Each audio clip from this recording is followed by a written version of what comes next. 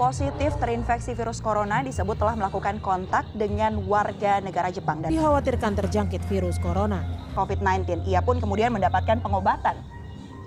Warga di Cirebon yang diduga terjangkit virus corona, ia ternyata positif terinfeksi. Lalu pada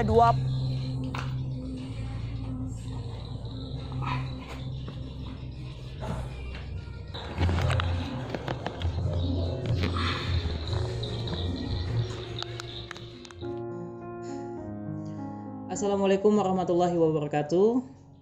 Beberapa hari ini di media sosial semua pembahasannya corona.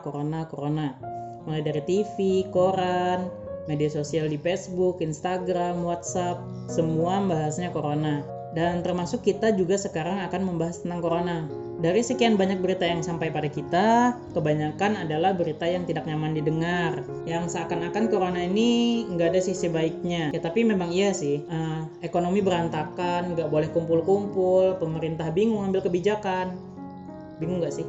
Rapat online, sekolah online, kuliah online, tugas online, deadline online. Tapi sekarang aku mau coba bahas kalau corona itu sebenarnya juga bisa kita lihat dari sisi positif.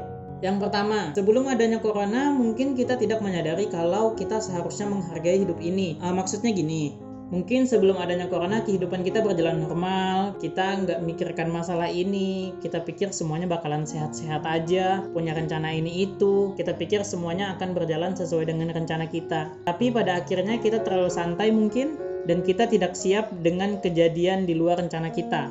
Dengan adanya corona ini mungkin secara tidak langsung mengingatkan kita betapa berharganya kehidupan ini sekaligus betapa rapuhnya juga kehidupan ini.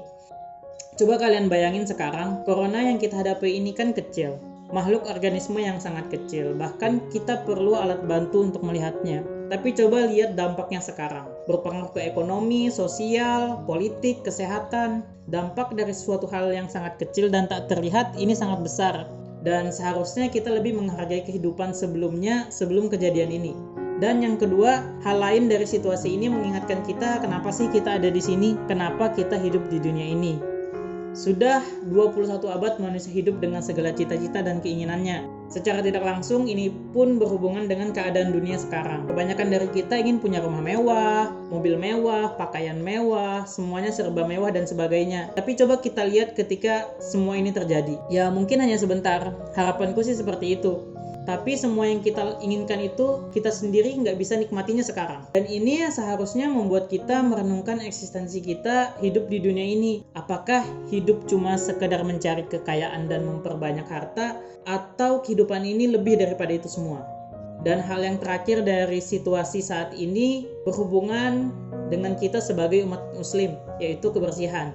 Kita tahu semua hal yang terbaik yang kita lakukan saat ini adalah mencuci tangan dengan baik dan benar. Dalam Islam, kita diajarkan berwudu 5 kali sehari kalau mau melaksanakan sholat. Secara tidak langsung, ini kan sudah membuat kita mencuci tangan kita sebanyak 5 kali dalam sehari. Kita diajarkan mencuci tangan dengan baik dan benar. Di dalam fikih, menyampaikan seluruh air, membersihkan muka, membersihkan hidung, membersihkan telinga, membersihkan kaki. Hal ini dilakukan untuk menjaga umat muslim agar tetap menjaga kebersihannya. Dan kita juga tahu bahwa Islam memberitahukan tujuan hidup kita sebenarnya ini adalah mengenal dan menyembah Allah Subhanahu wa Ta'ala. Dan kita di dunia ini tentu saja akan diuji dengan berbagai hal. Dan ini tentu saja merupakan ujian bagi kita umat muslim. Kita harus tetap sabar, kita harus memastikan bahwa kita tetap menjadi orang baik, tetap menolong orang, dan jangan jadi orang yang hanya mementingkan diri sendiri dengan menumpuk masker dan memahalkan harga sanitizer. Bagi kalian yang merasa mampu dalam hal materi, silahkan berbagi dengan sesama, itu jauh lebih baik. Bagi kalian yang tidak bisa berbuat lebih, sudah nggak usah ngeyel, di rumah aja.